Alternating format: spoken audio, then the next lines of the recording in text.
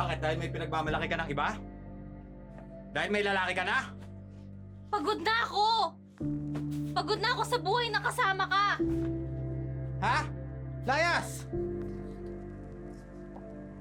10 taon pa lamang si Radi nang maghiwalay ang kanyang mga magulang.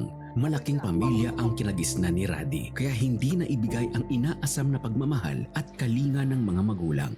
Kalaunay tumigil sa pag-aaral si Radi at siya ay naglayas at tumira sa palengke kasama ang mga barkada. Malinis na, boy. Yung mga pagkain ng mga tira ng mga customer, yun po ang kinakain namin. Dito ka na lang sa palengke. Walang sasaway sa'yo dito. Kung pera naman ang pag-uusapan, magbenta ka ng dyaryo, tsaka sampagita. Para sa akin, masaya po ako doon sa palengke po. Hindi lang diskarte sa lansangan ang natutunan ni Radi, kasama na rin dyan ang mga bisyo dahil sa impluensya ng barkada. Para mawala naman yung lungkot mo sa buhay. Ang sa isip ko, hindi na ako mahal ng mga magulang ko at mga kapatid ko. Yun ang lagi na sa isip ko. Pero malungkot po buhay ko noon. Pero dinadaan ko na lang po sa pagbisyo. Dinadaan ko na lang sa pagsingot ng rugby para pag ginagawa ko po yun, parang nalilimutan ko po ang lahat. At iba naman po ang pumapasok sa isip ko kundi gumawa ng kasamaan. Nagpatuloy si Radi na mamuhay sa lansangan kasama ang mga barkada hanggang sa mapabilang sila sa isang sindikato at natuto siyang magnakaw. Malaki kikitain natin dito. Ano bang gagawin natin? Lolobo natin isang tindahan doon. Bisa nyo na, huwag na maraming tanong.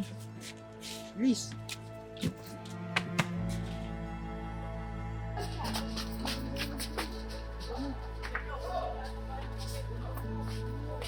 Nilalabas po namin yung mga dapat ibenta para meron po kami pang-rugby. Sa pagkakahuli na ito kay Radi, magbago na kaya siya at umuwi sa kanyang pamilya o tuluyan ng malubog sa kasalanan? Abangan yan bukas sa pagpapatuloy ng kanyang kwento. Dahil mga minor de edad, pinalaya rin sila ng walang kaparusahang iginagawad of rehabilitation. Bunga nito, lalo pang nalubog sa gawaing kriminal si Radi. Dumiskarte naman po ako sa sarili ko, yun yung sa pandurukot naman. Tapos sa lisigang, kapag may nakita kang bag, ihintayin mo lang lumingon yung tao, tapos kukunin mo yung bag. Tuloy-tuloy po yung pandudukot ko hanggang sa nagdudukot po sa mga bus, sa mga jeep. Sa gitna ng magulong buhay ni Radi, 2 Amerikanong missionary kasama ang iba pang Pilipino ang kumalinga sa kanya. Pinatuloy at pinag-aral siya ng mga ito. Pre, tara. Balik na tayo sa palengke. Nakakabagod dito. Masaya pa rin po kami sa ginagawa namin kaysa yun doon sa kahit na may umampun sa amin. Tsaka doon po kasi pinagbabawalan kami. Apat hindi kayo ganyan. Pero parang hindi po kami sanay. Masaya po kami doon yung sa may palengke. Kaya naisipan namin umalis ulit kasi nga nagkakapera kahit paano. Pero hindi po nila alam na ganun yung trabaho namin. Ang alam lang nila na nanlilimos kami pero hindi nila alam na gumagawa na kami, na nandudukot kami, ganyan, nagnanakaw kami doon. Muling natigil sa pag-aaral si Radi nang umalis ang misyonaryo na kumupkup sa kanya dahil wala ng gabay. Malayang bumalik sa buhay lansangan si Radi. Ito po, pera. Pandagdag dito sa bahay. Salamat dito anak ha.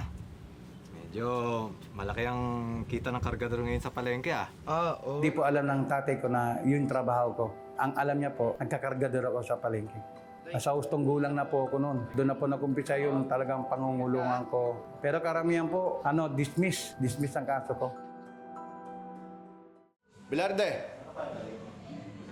Aalis na yung complainant, tapos sabihin na lang sa'yo ng pulis. alam mo ba na hindi tinuloy ang kaso laban sa'yo? Kaya alam mo na, dating gawi. Cellphone lang yan. Babalik kami, magdadala kami cellphone. Minsan nga, parang gusto ko pa noon makulong kasi po, sa kulungan, libre pagkain. Maraming time na sinubukan ko na magbago. Sabi ko, paglaya ko, magbabago ko. Pero hindi rin, paglaya ko, babalik na naman ako sa dati. Sa kanyang pagbabalik sa lansangan, makailang ulit na siyang naglabas-pasok sa kulungan dahil sa pandurukot lang ang alam na kabuhayan ni Radi. Madalas siyang kinukuyog ng mga taong bayan sa tuwing nahuhuli. Yung nabugbog ko sa ko, katapusan ko na. Habang binubog na, katapusan ko na talaga. Kaya lupay-pay talaga ako bago po ako maipasok sa kulungan nun. Lahat ng suntok, kaya tawag sa akin, Boy Salo. Kasi salo ko lahat yung mga suntok nila eh. Yun, maraming ngipin po nalaga sa akin. Lumipas ang ilang taon, nagkaroon ng ka-live-in partner si Raddy. Sa halip makapagbagong buhay, lalong nalugmok si Raddy sa masamang gawain at nasadlak pa sa panibagong bisyo. So hindi ko po alam na yung shabu pa noon. So nung pinatikim niya po sa akin shabu, kakaiba pong naramdaman ko, parang naging super saiyan ako. Wala na po akong ginawa kundi tumikin nung shabu na, kundi tirahin shabu. Ang kita ko po, doon na po napupunta sa pagsashabu. Bibilik namin ng shabu ng kalipin ko. Kami dalawa titira lang. 3 years po naman na tumagal na. Muling nadakip ng mga pulis si Raddy dahil sa kanyang pandurukot. Sa pagkakataong ito, sagad na ang pasensya ng mga kapulisan kay Raddy. Sa kalye, binugbog na po ako ng mga barangay at dinala po ako sa munisipyo. Sir! Yan na naman! Oo! Salot na dito yan ah! Okay, kami na bahala dyan. Ikaw na naman. Salot ka na dito ah! Doon po, binugbog po ako ng mga pulis. Pinagpapalo-palo po, tapos kinuryente po ako. Ang sabi po ng isang pulis na nagbabantay sa akin, Magdasal ka na dahil papatayin ka na namin.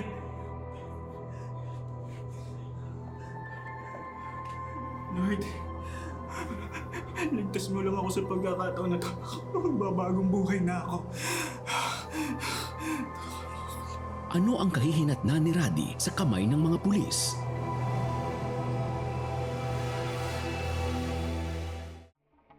Hello? Yung kapatid mo yata, isa-salvage ng pulis. tininig niya yung panalangin ko na alam, may ginamit pong tao. Doon po sa office ng mga pulis na nagluluto, taga doon pala po sa amin. At kilala niya po yung mga kapatid ko. Tinimbre po nila sa kapatid ko.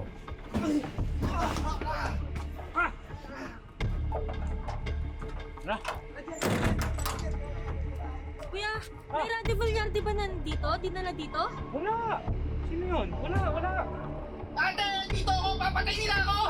Oh, akala ka ba wala? Ate, papatay nila ako! Ipapacheck up lang namin yan. Dadali namin sa clinic. Pre, lalabas na natin yan.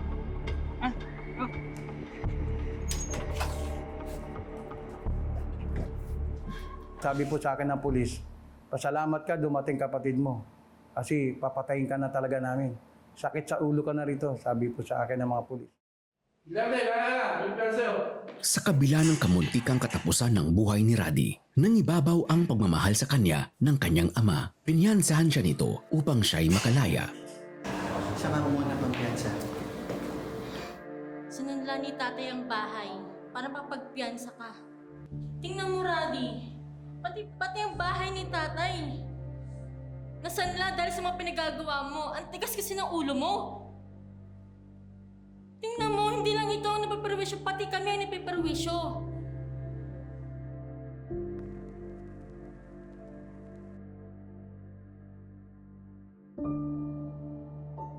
Tila routine na ang buhay ni Raddy ang magnakaw at maglabas-pasok sa kulungan. Sa kanyang pagkakakulong ng 6 na buwan, isang babae ang nakilala niya na kalaunay naging kasintahan niya.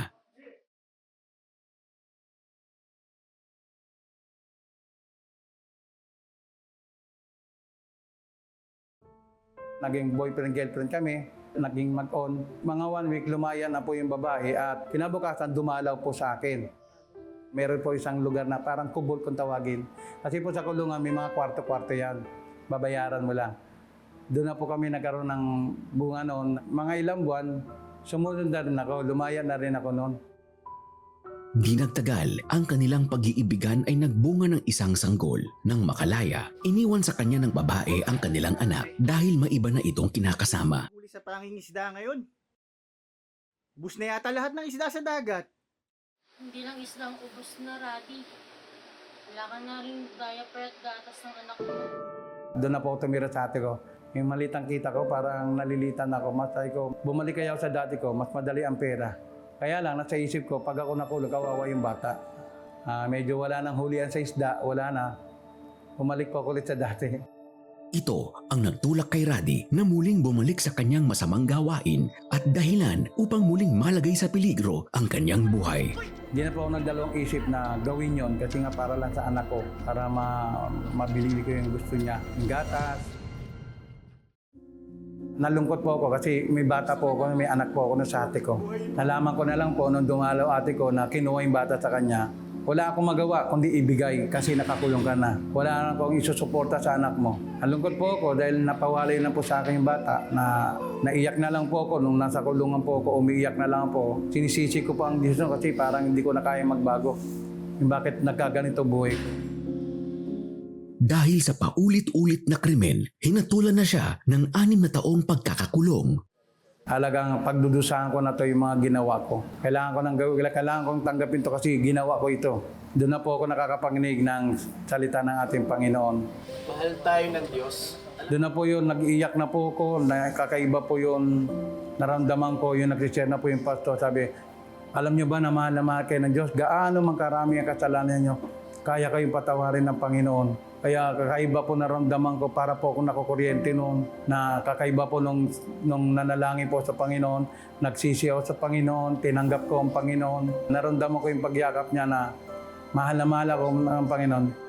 Ito ang hudyat ng pagbabagong buhay ni Raddy. Nang malipat siya ng kulungan, naging bahagi siya ng worship team at Bible study. Dahil dito, nabigyan siya ng Good Conduct Time Allowance dahilan ng pagbaba ng kanyang sentensya. Imbis na 6 na taon, naibaba ito sa 3 taon. Si Jonathan Nombrera, nakilala ko po siya doon sa Muntinlupa. Siya po yung nag-disciple sa akin. Patuloy po ako nagbabasa ng Bible doon sa Muntinlupa. At patuloy din po rin po pagdadalo ko sa mga worship, sa mga simba. Dahil sa magandang ugaling ipinamalas ni Raddy sa loob ng kulungan, agad din siyang pinalaya. Subalit sadyang malakas ang pang-akit ng mundo kay Raddy. Sa pagbabalik niya sa labas ay siya ring pagbabalik niya sa nakasanayang buhay. Nag-backslide po talaga ako. Bumalik po ako sa dati. Bumalik po ako sa pandurukot ko po talaga. Hanggang po nalaman ni Pastor Jonathan, tinawagan niya po si Pastor Jun. Sabi niya, Pastor Jun, hanapin niyo po ulit si Randy. Kasi po bumalik na po sa dati, bumalik na naman sa dati. Nang mabalitaan ito ng kanyang Kristiyanong kaibigan, agad siyang pinahanap sa kakilalang pastor upang matulungan. Hanggang sa pinuntahan po ako ni Pastor Jun, naabutan niya po ako, bangag na bangag po ako. Yun po, yung pastor na yun po ang nagtiyaga sa buhay ko. Hinangon niya po ako, sinama niya po ako sa Liang Batangas, doon sa may church niya. Yun po, tuloy-tuloy na po yun. Hanggang sa tinidisciple niya po ako, hanggang sa lalo ko makilala muli ang Panginoon. Yun na po yun. Nag-umpisa na po yung pagbabalik loob ko sa Panginoon. Makabalik pa kaya sa tamang landas si Raddy mula sa muling pagkakalulong sa droga? Abangan yan bukas sa pagpapatuloy ng kanyang kwento.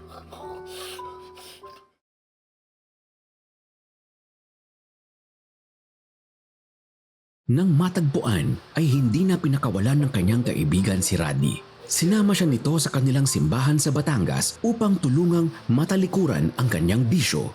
Sabi niya, kapag pinagpatuloy mo yan, talagang mapapahama ka. Di ba, gusto mo ba pumunta sa impyerno? Sabi niya. So noon po na parang wala po akong kapayapaan, wala po akong talagang kagalakan, kahit anumang gawin ko sa buhay ko. Pero simula po nung nakilala ko ang Panginoon, doon po na talagang naramdaman ko po yung tunay na kapayapaan. Nagpatuloy si Raddy sa pagkilala sa Panginoon sa tulong ng kanyang mga kaibigan at makalipas ang 2 taon ay naging associate pastor na si Raddy. Sa panahong ito ay muling binuksan ni Raddy ang kanyang puso sa pag-ibig. Bali po, meron po ako isang kaibigang pastor sa Siargao. May papakilala ko sa iyo, sabi niya, missionary. Text lang kami. Tapos inimbestigahan niya ako, sabi niya, anong buhay mo noon? Sabi ko, dati akong ganyan, mandurukot. Bakit ka nireto sa akin? Naghahanap ako, nagtatanong ko kay Lord, naghahanap ako para sa akin. Baka ikaw na yun, sabi ko sa kanya. Tapos nag-pray po ako sa Lord. Sabi ko, Lord, pagkakalooban mo man ako na makakasama ko, sana po, yun na lang missionary para hindi po ako mapalayo sa iyo. Hanggang sa siguro 1 taong megit, kinasal po kami doon. Matapos ang ilang maling relasyon ni Raddy, natagpuan na niya ang babaeng inilaan sa kanya ng Panginoon. Kaya naman agad silang nagpakasal ng misyonerong kasintahan. Ngunit sa kabila nito, nakaramdam ng kakulangan si Raddy.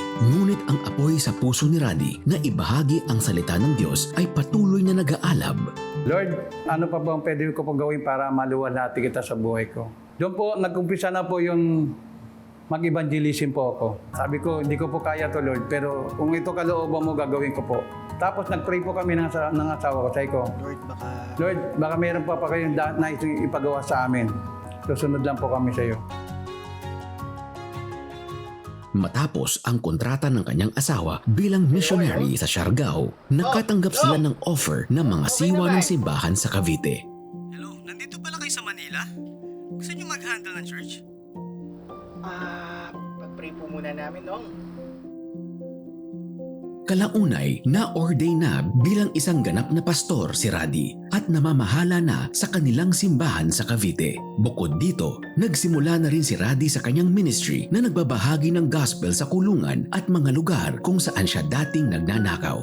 Ginamit ng Lord yung bilangguan para makilala ko siya. At dating tirador sa mga bus, sa mga jeep.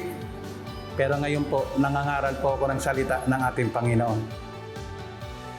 Ngayon ay patuloy ang mga ministry na sinimula ni Raddy. Patuloy din silang nagpapagamit sa Panginoon kasama ang kanyang may bahay. Naging daan din si Raddy upang makakilala sa Panginoon ang iba pa niyang mga kapatid. Bagamat hindi na niya muling nakita pa ang kanyang anak, patuloy siyang umaasa na mag-cruise ang kanilang landas. Ang dating sakit ng ulo ng pamilya at lipunan, siya na ngayong ginagamit ng Panginoon bilang tagapamayapa at maikalat ang magandang balita ng Diyos. Nalalaman ko na may plano ang Diyos sa buhay ko. Kaya hindi niya hinayaan na mamatay ako at magwakas ang buhay ko sa mundong ito. Yung pala may plano ang Lord sa buhay ko.